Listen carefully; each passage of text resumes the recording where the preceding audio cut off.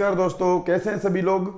चलिए आगे बढ़ते हैं। और आज मैं आपके सामने लेकर पेश हुआ हूं वॉइस का दूसरा और आखिरी वीडियो। इसमें मेरी शुरुआत मैं कर रहा हूं आपको कुछ जो पिछले वीडियो में पढ़ाए गए थे उसके कुछ एग्जाम्पल से। तो फर्स्ट एग्जाम्पल हम देखते हैं, ही कैन डू इट। ये एक सिंपल सेंटेंस है, ठीक है। एक चीज आपको क्या याद रखना है कि अगर एक्टिव वॉइस सिंपल है तो पेसिव वॉइस भी सिंपल होगा। एक्टिव अगर नेगेटिव सेंटेंस है तो पेसिव भी नेगेटिव होगा।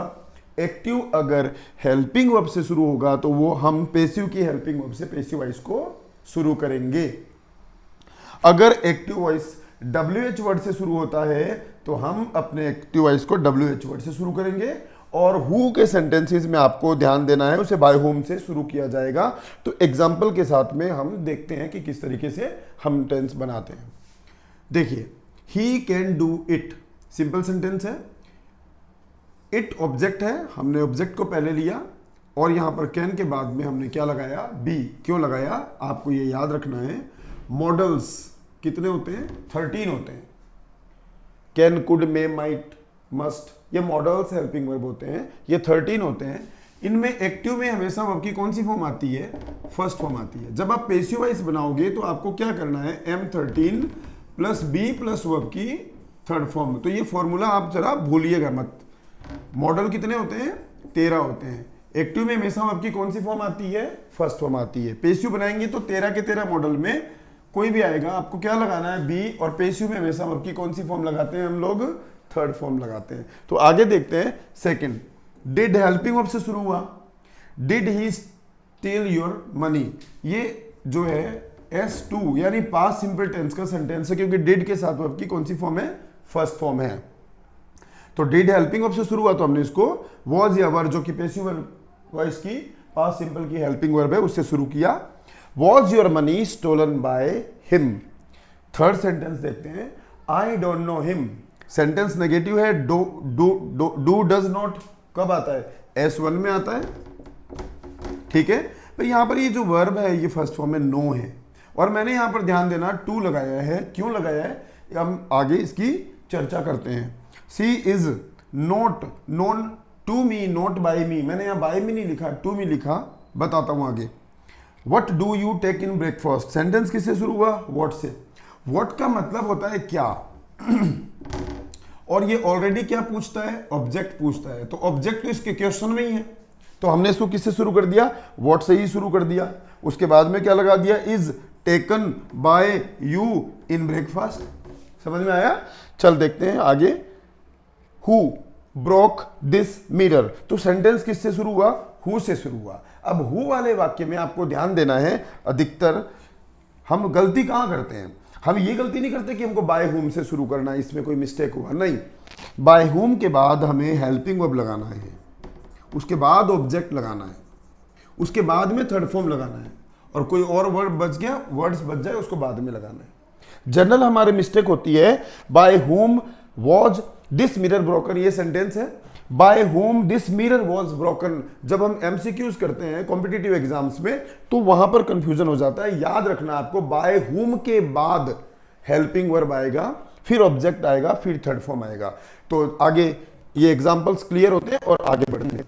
तो देखते हैं अभी मैं यहां पर क्या लिख रहा हूं कि जो दूसरे प्रीपोजिशंस, बाय एक प्रीपोजिशन है, बाय एक प्रीपोजिशन है। अभी हमने क्या किया, Ram bought a car, a car was bought by Ram, by लगाया।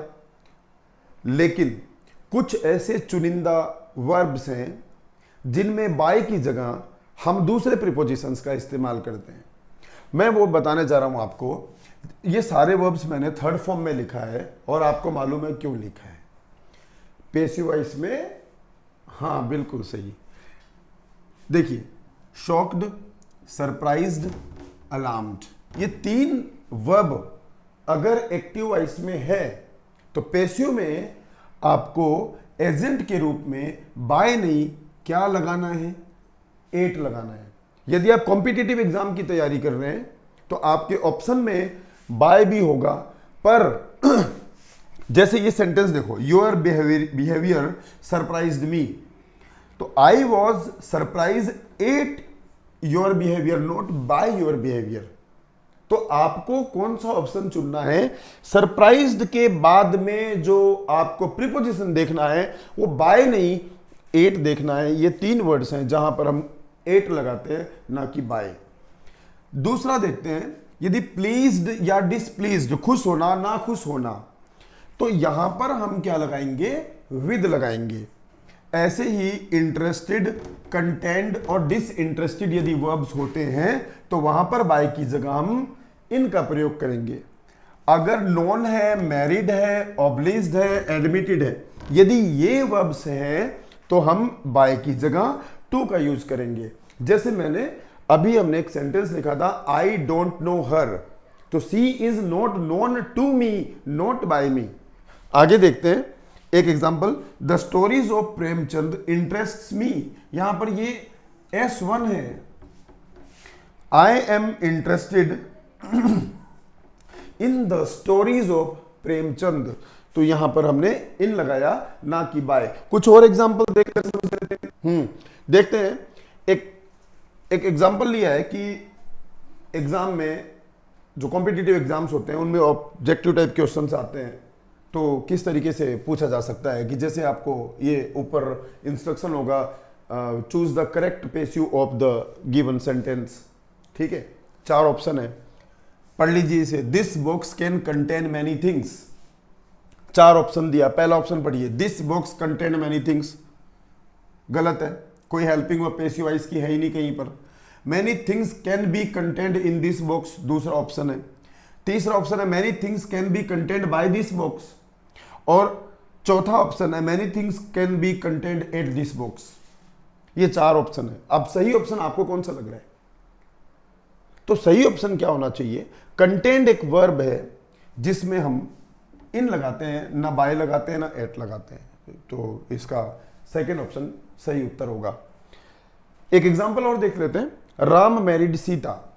यहां पर वर्ब आया मैरिड, थर्ड फॉर्म में आ जाएगा, तो Sita was married to Ram, ना कि बाय राम। अब हम आगे बढ़ते हुए देखते हैं कि इंपरेटिव सेंटेंसेस के एक्टिव वॉइस के पैसिव वॉइस कैसे बनाए जाते हैं। तो पहले ये जान लेते हैं कि इंपरेटिव सेंटेंसेस में वाक्य किस प्रकार के आते हैं। कोई भी ऐसा वाक्य जिसमें रिक्वेस्ट है, एडवाइस है और ऑर्डर है, निवेदन है, सलाह है और आदेश है, ऐसे वाक्यों को एक्टिव से पैसिव में चेंज कैसे किया जाता है। तो एक जर्नल सा एक फॉर्मूला यहां पर मैं आपको बता रहा हूं कि आपको इन तीनों सेंटेंसेस में उसको शुरुआत करनी है यू आर। अगर सेंटेंस रिक्वेस्ट वाला है तो आप रिक्वेस्ट लिख दीजिए, अगर ऑर्डर वाला है तो ऑर्डर्ड लिख दीजिए, सलाह है, एडवाइस है तो एडवाइस्ड लिख दीजिए। यहाँ सी है, यहाँ पर ऐसे ये वर्ब है, ये नाउन है, बस इतना ही फर्क है, ध्यान रखिएगा। उसके बाद आपको टू लगाना है और पूरा का पूरा एक्टिव वॉइस वहां आपको लिखना है रिक्वेस्ट वाले सेंटेंस के प्लीज या काइंडली शब्द को छोड़कर। समझ रहे? एग्जाम्पल से समझिए, काइंडली ओपन द विंडो, यहां पर क्या आया? काइंडली।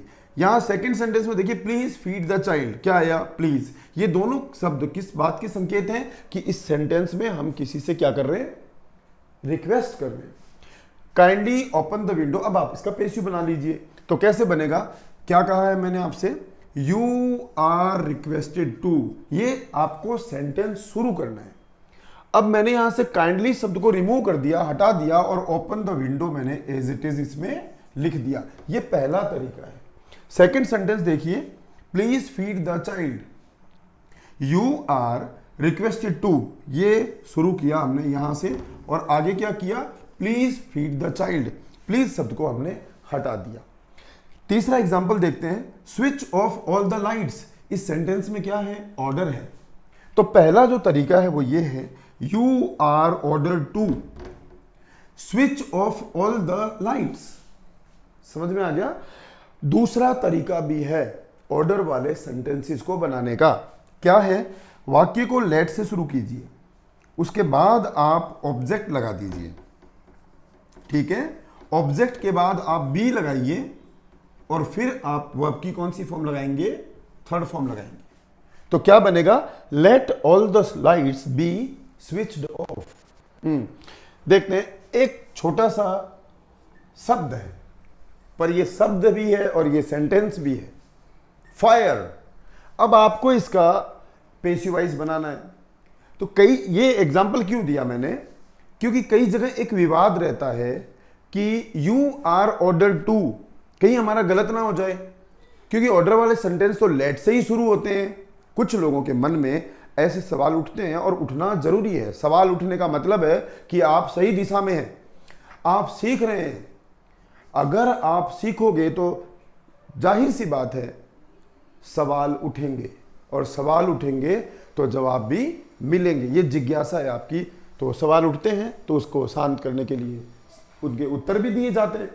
तो अगर ये एक वाक्य, कई बार कॉम्पिटिटिव एग्जाम्स में ऐसे प्रश्न पूछ लिए जाते हैं, फायर, ये लेट से शुरू नहीं होगा क्योंकि एक वर्ब है और यही पूरा वाक्य है। फायर बोला भी ऐसे जाएगा, you are order to fire, यही ऑप्शन काम आएगा, लेट नहीं चलेगा। यहां पर आगे देखते हैं एडवाइस वाला सेंटेंस, टेक मेडिसिन रेगुलरली, ये एडवाइस है, एक सलाह है। तो हम इसे शुरू कैसे कर सकते हैं, पहले यू आर एडवाइज्ड टू से, और आगे क्या किया हमने, टेक मेडिसिन रेगुलरली, ये लिख दिया। एक दूसरा तरीका भी है, आप ऑब्जेक्ट से पेसिव वॉइस को शुरू कीजिए। हेल्पिंग वर्ब के रूप में आप ले लीजिए शुड बी, फिर लगा दीजिए वर्ब की थर्ड फॉर्म, और फिर रिमेनिंग वर्ब जो वर्ड्स बचे वो लगा दीजिए। Medicine should be taken daily. मैंने आपको दोनों प्रकार के इंपरेटिव सेंटेंस बता दिए, आपको जो अच्छा लगे उस हिसाब से आप सेंटेंसेस पेसिव वॉइस बना सकते हैं। कुछ एग्जांपल्स और देख लेते हैं हम लोग, और हमारा वीडियो यहीं पर समाप्त हो जाएगा। एक्टिव पेसिव वॉइस समाप्त हो जाएंगे। फिर भी यदि किसी विद्यार्थी को, किसी दर्शक को कोई प्रकार का डाउट हो, संदेह है, आपके मन में कुछ क्वेश्चंस हैं, यदि आप वीडियो रेगुलर देखते हैं और आपने सीखा और कुछ समझ ना आया या कोई चीज रह गया, तो आप कमेंट बॉक्स में मुझसे उन प्रश्नों के जवाब ले सकते हैं। यदि कंटेंट ज्यादा होंगे तो अलग से एक छोटा वीडियो बना दिया जाएगा। ठीक है, आप देखते हैं एक एग्जांपल। सेंटेंस शुरू हुआ है देयर से, there is no time to waste. आपको इसका पेसिव बनाना है। देयर से शुरू सेंटेंसेस को हम देयर से ही शुरू करेंगे, और इसे कहां तक लिखना है, यहां तक लिखना है पेसिव में से, टू तक। फिर क्या करना है, बी, और वर्ब की कौन सी फॉर्म लगाना है, थर्ड। एक बात आप याद रखिएगा, एक्टिव में हमेशा टू के बाद वर्ब की फर्स्ट फॉर्म आता है। तो पेसिव में हमें क्या करना होता है, टू बी प्लस वर्ब की थर्ड फॉर्म करना होता है। ये चीज आप भूलना मत। ये छोटे छोटे फॉर्मूलेज हैं जो आपके बहुत काम आएंगे, खासकर उन विद्यार्थियों के जो प्रतियोगी परीक्षाओं में जुटे हुए हैं, और अभी कई सारे प्रतियोगी परीक्षाएं हैं और होंगे आगे। आगे देखते हैं, पीपल थॉट दैट, दैट से जुड़ा एक क्लोज है, people thought that the earth was flat. ये सेंटेंस और ये क्लोज बीच में है दैट। इसके दो तरीके से बनाए जा सकते हैं पेसिव वॉइस। पहला तरीका है आप सेंटेंस को इट से शुरू करें, देखिए कर दिया। अब यहां के वर्ब को चेक करें, देखिए ये वर्ब सेकंड फॉर्म में है, और दूसरे वाक्य में देखिएगा आप तो यहां पर ये वर्ब फर्स्ट फॉर्म में है। तो यदि वर्ब फर्स्ट फॉर्म में हो या उसके साथ एस, ईएस या आईईएस हो, तो आपको इट के बाद इज लगाना है, क्योंकि इट सिंगुलर है। और अगर सेकंड फॉर्म है तो इट के बाद आपको वॉज लगाना है। दैट के पहले जो वर्ब है उसकी को थर्ड फॉर्म बनाना है। थॉट सेकंड भी यही होता है और थर्ड भी यही होता है। तो यहां पर हमने वर्ब की कौन सी फॉर्म लिख दिया, थर्ड फॉर्म लिख दिया। तो सेंटेंस कैसे बना, it was thought that, it was thought that. That के बाद हमने कोई चेंजेस नहीं किया, एज इट इज लिख दिया। यह पहला तरीका। आपको दूसरा तरीका एक और बता देता हूं। दूसरा तरीका थोड़ा सा मुश्किल है, लेकिन तरीका है जो बताया जा रहा है। आपको जो मर्जी आए उस तरीके से बना सकते हो। देखिए हम यहां पे लेंगे द अर्थ, यानी इस दूसरे क्लोज के सब्जेक्ट को लेंगे the earth.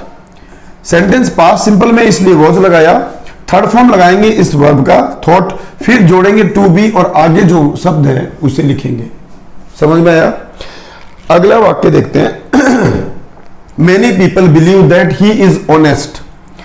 It is believed, यहां देखिए इज लगाया ना, it is believed that he is honest, ये तो हुआ सरल और पहला तरीका। दूसरा, he is believed to be honest. जो अच्छा लगे उनसे बनाइए, वीडियो रेगुलर देखिए, नोट्स बनाइए, आपके काम की चीज है, हमेशा काम आने वाली चीज है। पढ़ते रहिए, खुश रहिए, मस्त रहिए, और बाहर निकलिए तो जरूर मास्क लगा लीजिएगा, तीसरी लहर ना आए इसकी प्रार्थना कीजिएगा। और धन्यवाद आपने वीडियो देखने के लिए, आपके थैंक यू वेरी मच।